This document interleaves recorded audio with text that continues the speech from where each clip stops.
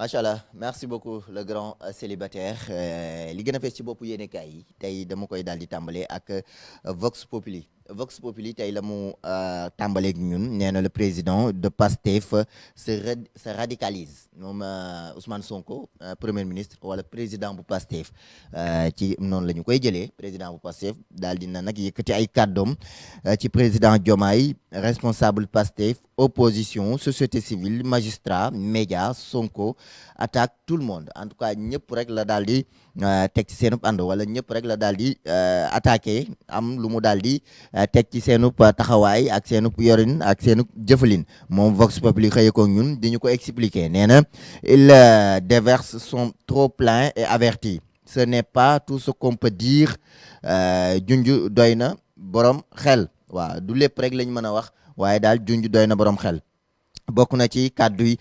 Ousmane Sonko malaise dans l'état Pastef bu ñu sukkandikoo ci Vox Populi il crève l'abcès dénonce un problème d'autorité moom Ousmane Sonko nee na réew mi problème mu autorité la ñu am fi mu nekk nii le qu'on prenne nos responsabilités nañu jël suñu responsabilité sinon qu'on me laisse gouverner nañu jël suñu responsabilité rek wala ñu bàyyi ma doxal waaw ñu bàyyi ma doxal bu ñu sukkandikoo ci Ousmane Sonko ak la mu teg ci yorinuk Diomaye jamono jile moom journal bi xëy na ko ñun nee na on ne doit pas exclure le parti de la marche du pays nee na mënuñu dàq parti bi ci doxalinuk réew mi moom journal bi xëy na ko ñun maanaam parti Pastef ba tey nee na des décisions de l'État mënuñu fexe rek ba génne yenn ci ay décisions de l'État mënuñu cee génne parti bi ak yenn ci doxalinuk réew mi moom journal bi xëy na ko ñun ci xën mu njëkk mi je ne démissionne pas je ne bougerai pas d'un centimètre si le président Diomaye pense que je ne peux plus être son premier ministre voilà 3 points de suspension moom journal bi xëy na ko ñun ci xën mu njëkk mi nee na du ma démissionner te du ma bouger centimètre bu président Diomaye xam ne jàppee ne mënu ma doon premier ministre am 3 points de suspension la ca tegu mu nga ca biir journal ba moom journal bi xëy na ko ñun Vox Populi ba tey ci kàddu yi Ousmane Sonko ak la mu xëyee tey jilee il évoque le pacte de Cap Manuel avec Diomaye certains opposants ont du souci à se faire. Il presse la justice de procéder à des arrestations. Le président de PASTEF charge la société civile, attaque les médias, appelle au boycott de TFM. moom journal bi xëy na ko ñun ci xët mu njëkk mi moom daal attaqué na fu nekk société civile état bi ak opposition beeg média bi moom Vox Populi loolu la xëyee ñun tey ci xët mu njëkk mi ñu dem ci beneen xët ci beneen xibaar di Walf Quotidien mi ko dëggal ci xëtam nee na les coups francs de Sonko ak coups francs yi mu daal di def maanaam coups francs yi mu joxe moom journal bi xëy na ko ñun yaa xam nooy déggee coups francs googule nee na daal Diomaye le système la société civile la presse on a un problème d'autorité kaddu Pastef kaddu président bu Pastef Diomaye est mon ami et frère et je ne lorgne pas son fauteuil waaw sama xarit la sama frère la waaye xooluma fauteuil moom journal bi xëy na ko ñun il faut qu'on élabore une loi pour l'interdiction des financements de la société civile à partir de l'étranger dañu war a xool benn projet de loi ngir xool financement wu société civile yiy bàyyeekoo ca bitim réew si le président ne veut plus de moi à la primature je partirai à l'assemblée waaw bu ma président bëggul ma doon premier ministre am rek dinaa dem ca pencum ndaw réew ma moom Walf Quotidien xëyee na ko ñun ci xën mu njëkk mi di ñu ko fàttali ñu dem ci Le Quotidien la mu xëyee ñun tey nee na Sonko pro de la dictature moom Sonko ak pro ni mu ko daal di defee jeu de mots pro de la dictature président Ousmane Sonko wala professionnel de la dictature yaa xam noo koy liiree sortie du président de Pastef ak la mu yëkkati ci ay kàddu nee na ce pays n'est pas en crise réew mi nekkul ci crise kàddu yi Ousmane Sonko la il a un problème d'autorité problème mu njiit la ñu am qu'on me laisse gouverner nañ ma bàyyi ma doxal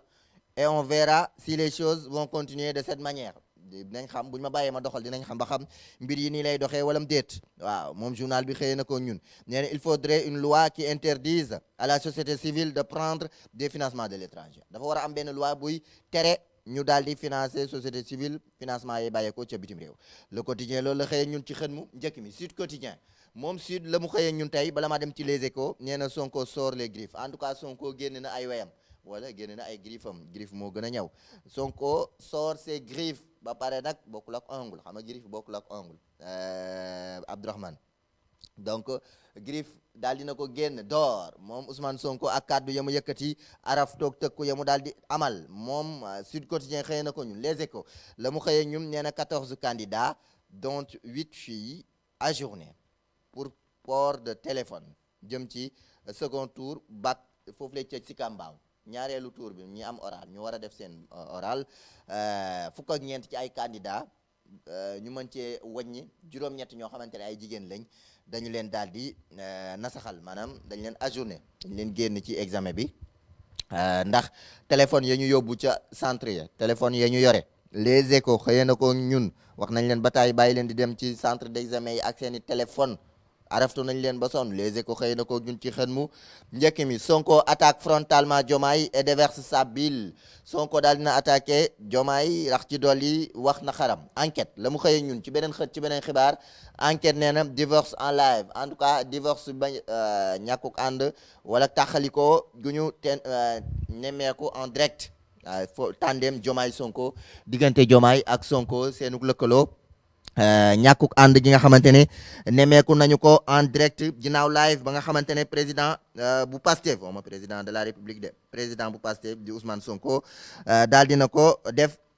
ca ayuk bés gi di démb wala bërki démb moom journal enquête xëy na ko ñun ci xët mu njëkk mi di ñu ko fàttali nee na ndax ñaar ñii di tandem bii ñuy wax tandem Diomaye Sonko dañ fa nar a doxee rek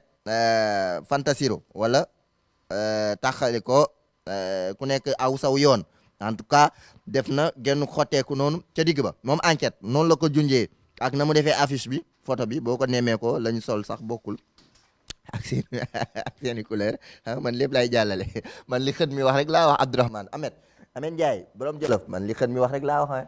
li xët mi wax rek laa wax wallaay ndeysaan enquête nee na divorce en live en tout cas divorce boo xamante ne dund nañ ko en direct journal bi xëy na ko ñun ci xët mu njëkk mi l'info la mu informé tey jile nee na du gaz au sommet de l'état dafa ne mbaadu dafa am gaz ci boppu réew mi ci état ba ndax ñàkku déggoo gi ñu nemmeeku ci ñaar ñi le Sonko s'attaque frontalement à Diomaye journal bi xëy na ko ñun ci xët mu njëkk mi def ci benn jeu de mots l'observateur ginnaaw l'info ak la mu informé l'observateur la mu observé tey jëlee xëyee koog ñun nee na le Sénégal a un problème d'autorité wax naa leen ko juñu naa leen ko ci njëlbeen moom Ousmane Sonko ak la mu gis ci yorenu réew mi ak doxalin gi la ko ci naqareek la ko ci neex ak la mu fas yéene doxal fii ak ëllëg nee na nag bu ñu bëggee ma daal di génn ca primature moom Bassirou Diomaye Diakhar Faye son excellence bu ko décidé man dinaa dem ca pencum ndaw réew mi waaye du ma démissionné te du ma randatu centimètre moom l'observateur xëy na ko ñun ak la kàdduy Ousmane Sonko ñu dem ci direct news tey la mu def direct nee na Sonko menace crise au sommet de l'état genn crise gi ñu nemmeeku ca boppum réew ma moom Ousmane Sonko ak la mu yëkkati ci ay kàddu moom direct news def na ci direct l'interpellation de Sonko à Diomaye qu'il gère ou qu'il me laisse gouverner na gérer wala mu bàyyi ma man ma gouverner di kàddu Ousmane Sonko mi mu jagleel président de la République Bassirou Diomaye Diakhar Faye moom direct news loolu la xëyee ñun ñu dem ci tribune la mu yéeg ak ñun tey ci tribune bi nee na Diomaye Sonko crise au sommet de l'état moom la dëggalaat Badara Gadiaga déféré aujourd'hui beneen xët ci beneen xibaar moom tribune xëyee na ko ñun nee na Badara Gadiaga tey dinañ ko daal di déféré ngir mu war a jàkkaarloog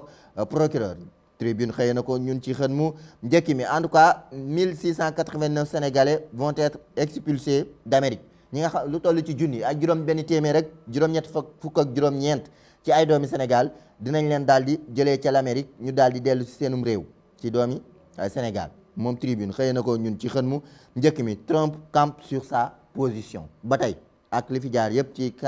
tagganteeg joxante loxo terewul moom Trump fa mu taxawoon ba tey mu nga fa